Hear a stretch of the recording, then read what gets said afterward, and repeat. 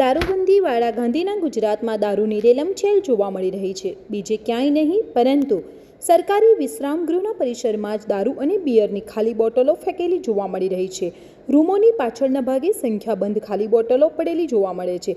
આ રીતે ખાલી બોટલો પડી હોય તેનો મતલબ કે વિશ્રામગૃહમાં જ દારૂની મહેફિલો જામતી હશે. જો દારૂબંધીની વાત કરવામાં આવે છે તો આટલો બધો દારૂ વિશ્રામગૃહમાં ક્યાંથી આવે છે?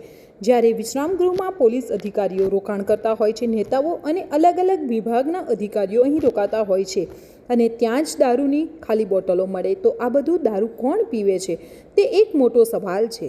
તો સાથે જ વિશ્રામગૃહમાં ગંદકી અને કચરાના પણ ઢગલા જોવા મળી રહ્યા છે. જ્યારે સફાઈ અને જાળવણી માટે માર્ગ અને મકાન વિભાગ લાખો રૂપિયાનો ખર્ચ કરે છે, કેટલાય સફાઈ કર્મચારીઓ પણ રાખવામાં આવે છે, તો સફાઈ કેમ નથી થતી? વિશ્રામગૃહની પાછળના ભાગમાં સંખ્યાબંધ વોશ બેસિન પણ કચરામાં ફેંકી દેવાયેલા જોવા મળ્યા છે. એટલે સ્પષ્ટ છે કે સરકારના લાખો રૂપિયાનો વેડફાટ થઈ રહ્યો છે, પરંતુ તેનો સાચા અર્થમાં ઉપયોગ નથી થઈ રહ્યો.